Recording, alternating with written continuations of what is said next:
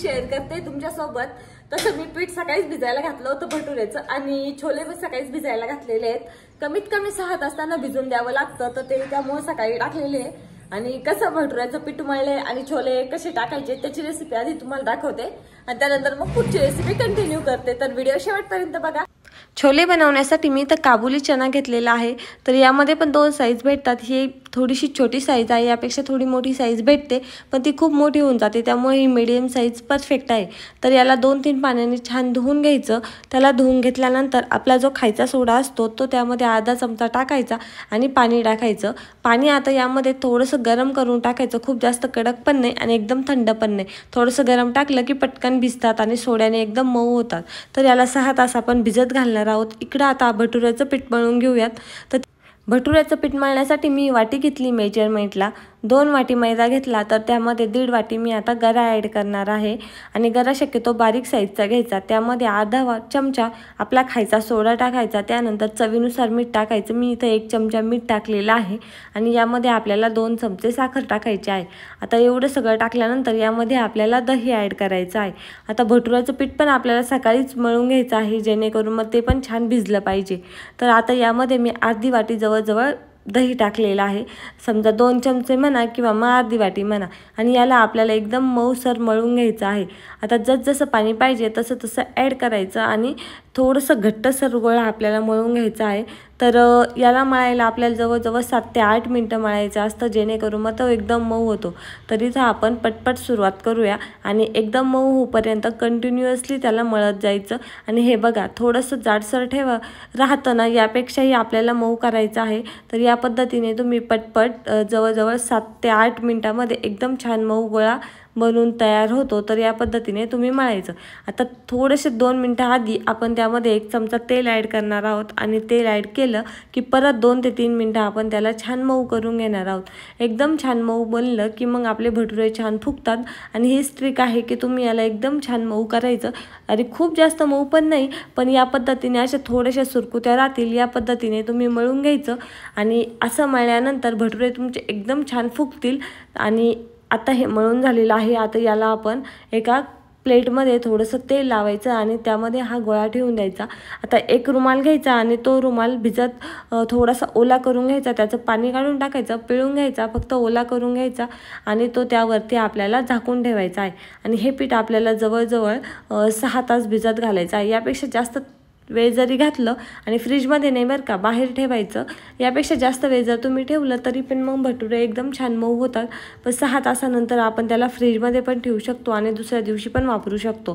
तर या पद्धतीने मी त्याला एकदम छान झाकून ठेवलेलं आहे.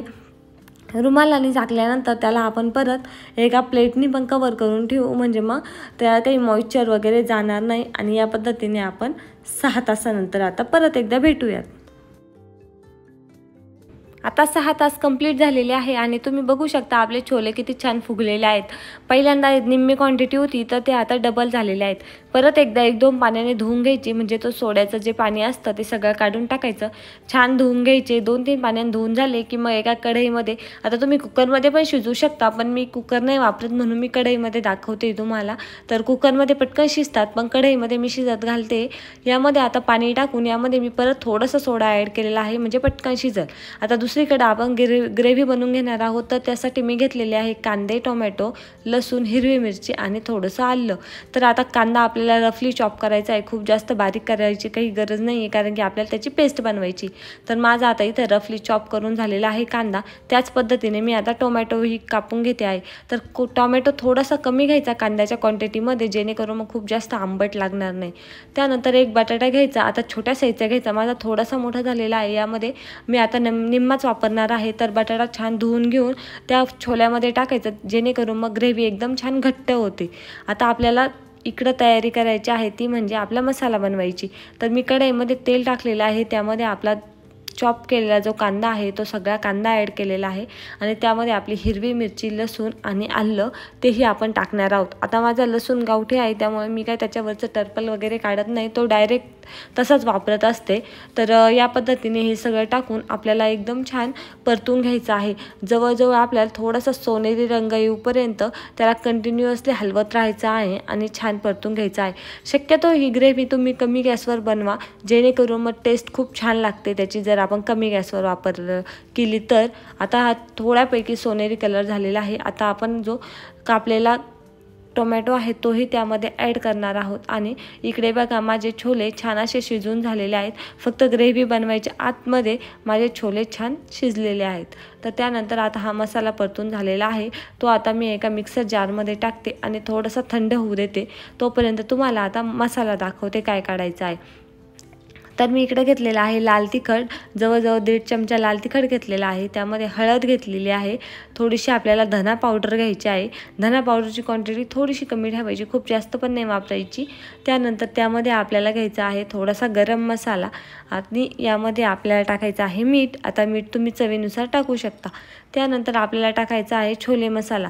आता हा छोले मसाला जर टाकला ना तर मग बाकीचं काही जे आपण टाकतो ना, चहा पावडरचं पाणी म्हणा किंवा मग आणखी पण काही टाकतात लोक, तर ते काहीच टाकायची गरज नाही। मस्त असा छोले मसाला टाकून द्यायचा, त्याने टेस्ट एकदम छान लागते। तर छोले मसाला थोडासा जास्त वापरला तरी पण टेस्ट खूप छान लागते। आता इकडे थोडेसे खडे मसाले घेते मी। आता घेतलेला आहे मी तमालपत्र, त्यानंतर थोडीशी जिरे घ्यायचे आहे, त्यानंतर लवंग घ्यायच्या 2 काळे मिरे घ्यायचे आणि थोडंसं कर्णफूल असतं, त्याला एक्झॅक्टली नाव नाही माहिती मला याचं, पण याचे 1-2 पीसेस घ्यायचे आणि याने खूप छान टेस्ट येते आपल्या भाजीला। तर हा सगळा मसाला मी काढून घेतलेला आहे। हे बघा, याचं नाव तुम्हाला माहीत असलं तर मला कमेंट करून नक्की सांगा। आणि आता या मसाल्यामध्ये माझं हिंग टाकायचं राहिलेलं आहे, तर मी आता यामध्ये थोडंसं चिमूटभर हिंग घालून घेते आहे। हिंगाने पण टेस्ट खूप छान येते। तर आता माझा मसाला बऱ्यापैकी थंड झालेला आहे, याला आता मी मिक्सर जार फिरून घेते। खूप बारीक पेस्ट नाही करायची, थोडीशी मीडियम पेस्ट ठेवायची।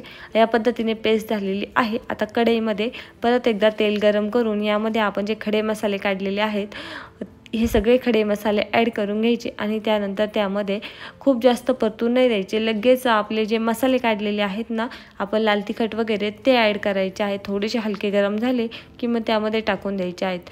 तर या पद्धतीने हे सगळे ॲड केले की याला पण जास्त जळून द्यायचं नाही। लगेच आपण जी ग्रेव्ही बनवलेली आहे ना ती सगळी ग्रेव्ही आपण यामध्ये ॲड करणार आहोत। तर हे बघा, थोडेसे हलके गरम होऊन द्यायचे आणि लगेच मग आपली जी ग्रेव्ही बनवलेली आहे तर टोमॅटो कांद्याची ती यामध्ये ॲड करायची आणि एकदम मस्त भाजी होती। तुम्ही एकदा नक्की ट्राय करून बघा। मला सगळेजण म्हणतात की तुला छोले भटुरे खूप छान येतात आणि तुम्ही पण या पद्धतीने बनवून बघा आणि मला नक्की कमेंट करून सांगा की तुम्हाला माझी रेसिपी आवडली की नाही। तर सगळा मसाला ॲड करून झाल्यानंतर कंटिन्युअसली आपल्याला याला हलवत राहायचं आहे। जवळजवळ तेल सुटेपर्यंत आपल्याला सगळा मसाला परतून घ्यायचा आहे आणि कमी गॅसवरती परतवायचा। जवळजवळ 10 ते 15 मिनटामध्ये आपली ग्रेव्ही एकदम छान बनून रेडी होती। आता ही जवळजवळ डबल क्वांटिटी आहे, याच्या निम्मी क्वांटिटी आपल्याला ग्रेव्ही बनणार आहे आणि यामध्ये आपलं सगळं तेल बाहेर सुटणार आहे, जेणेकरून आपली ग्रेव्ही एकदम परफेक्ट बनणार आहे। हे बघा किती क्वांटिटी कमी झालेली आहे आणि आता आपला मसाला छान असा परतून झालेला आहे। आता ह्या परतलेल्या मसाल्यामध्ये आपण जे छोले आणि बटाटे जे शिजून घेतले होते ते यामध्ये ॲड करायचे आहे।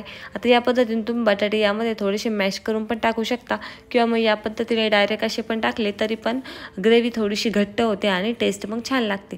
आता तुम्हाला यामध्ये घट्ट किंवा पातळ ठेवायचे असेल त्या पद्धतीने तुम्ही थोडंसं पाणी ॲड करू शकता। पाणी पण थोडंसं गरम ॲड करायचे, त्यामुळे मग टेस्ट त्याची कमी जास्त होत नाही, आहे तीच टेस्ट असते। आता शेवटी यामध्ये कोथिंबीर ॲड करायची आणि याला छान शिजून द्यायचं। आता आपली भाजी होतीये तोपर्यंत मी तुम्हाला भटुऱ्याची रेसिपी दाखवते। आता आपण सकाळी घट्ट गोळा जरी ठेवला होता तरी पण तो आता थोडासा पातळ झालेला आहे, कारण की तो गरा त्यामध्ये छान मुरलेला आहे आणि थोडंसं पातळ पीठ झालेलं आहे। त्यामुळे मळताना कधी पण थोडंसं घट्ट ठेवायचं, जेणेकरून मग आपल्याला जास्त काही पातळ होणार नाही आणि परफेक्टली बनेल आपलं भटुरा। तर हे बघा, या पद्धतीने सुरकुत्या न येता असं चहू बाजूने गोल करून मस्त असा गोळा बनवून घ्यायचा आणि तो छान लाटून घ्यायचा। आता या पद्धतीने तुम्ही गोलही लाटू शकता किंवा मग हॉटेलमध्ये असतो त्या पद्धतीने थोडासा असा लांबसर अंडाकृतीही लाटू शकता। एकदम छान पातळ लाटून घ्यायचा, जेणेकरून मग तो छान फुगतो आणि खूप जाडसर नसेल तर मग चव पण आणखी छान लागते। आता इकडे मी कढईमध्ये थोडंसं तेल गरम करायला ठेवलेलं आहे आणि एकदम उकळतं तेल झालं की मग त्यामध्ये आपला भटुरा सोडून द्यायचा आणि टाकल्या एकच 1 मिनिटामध्ये लगेच पलटी करून घ्यायचा, जेणेकरून मग तो लगेच पटकन फुगतो। आणि हे बघा किती छान टम्म असा आपला भटुरा फुगलेला आहे आणि तो तेवढाच टेस्टी झालेला आहे। आता दोन्ही बाजूने छान आपण तळून घेतल्यानंतर त्याला काढून घ्यायचं आणि हा भटुरा एवढा छान लागतो ना की बस। तर या पद्धतीने एकदम छान फुगतो आणि याला हीच एक ट्रिक आहे की याला तुम्ही टाकल्यानंतर लगेच पलटी करायचं, जेणेकरून मग तो पटकन फुगला जातो। आणि हे बघा किती छान टम्म असा फुगून तयार झालेला आहे आपला भटुरा आणि इकडे आपली भाजी पण रेडी झालेली आहे। तर असे आपण 1-2 भटुरे तळून घेऊयात आणि त्यानंतर मग मी तुम्हाला आपली भाजी आणि भटुरा दोन्हीची पण छान असं कॉम्बिनेशन किती छान झालेलं आहे ते दाखवते।